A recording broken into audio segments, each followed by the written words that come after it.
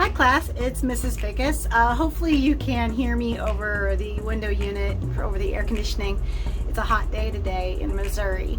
So today we're going to start working on Unit 2 in our drawing and shading basics.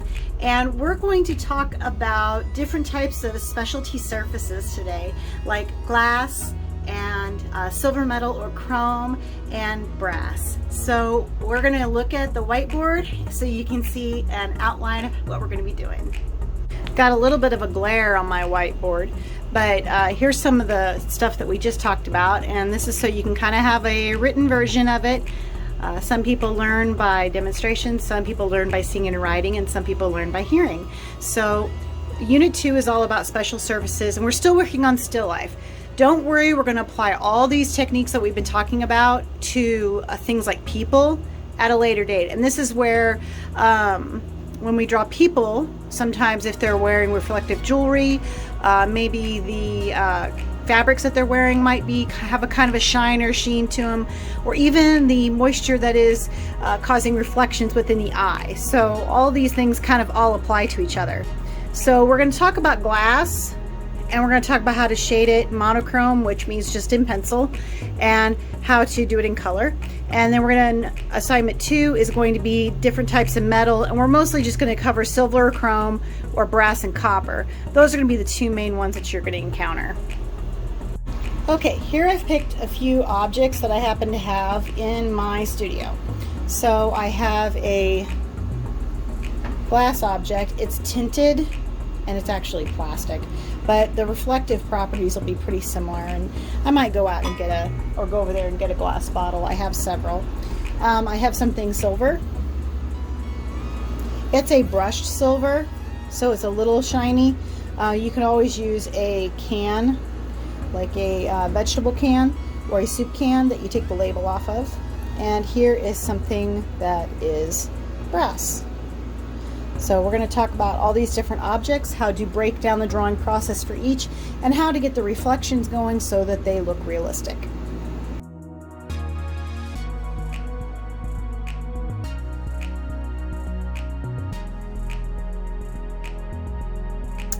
Okay class, I've got my jar sketched out right here. I'll pull it off of the clipboard so it's easier to see. So I have, you can still see some of my construction lines where I was mapping it out. Here's kind of my rectangle that I had. And so I've made some changes, some edits to it, and I'm going to get started working on this in graphite. Now I'm going to show you my image so that I can point out some things to you. So we'll just show it to you on my computer screen. Okay, so here is the picture I took of my setup in the other room over there that I already showed you and we already kind of talked about. I went and got a different glass. I wanted to get something that was clear glass, and a lot of times you never realize how dirty your clear glass objects are until you start to try to photograph them. So I washed it, still has a few little bits. But what we're going to be focusing on whenever we do the glass, we're not going to be focusing on the glass itself. We're going to be focusing on the shapes that are created by the different reflections on the glass. So we'll focus on this big white shape here. We'll focus on this kind of lumpy gray shape, which is actually this piece of the fabric that is moving behind the glass. Whenever you look through glass at objects, there's a distortion. So see right here how this is the shadow of the glass on the black fabric.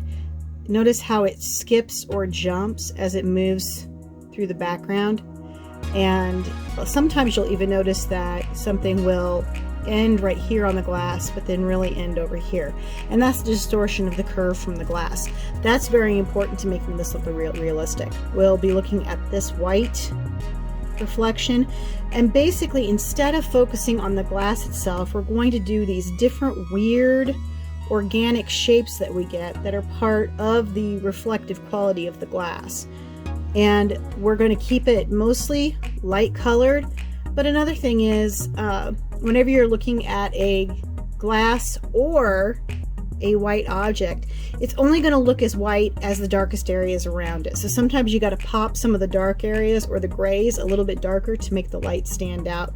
I'm going to be doing this in pencil so you can get an idea of what it would look like in black and white, and then I'll paint one in color.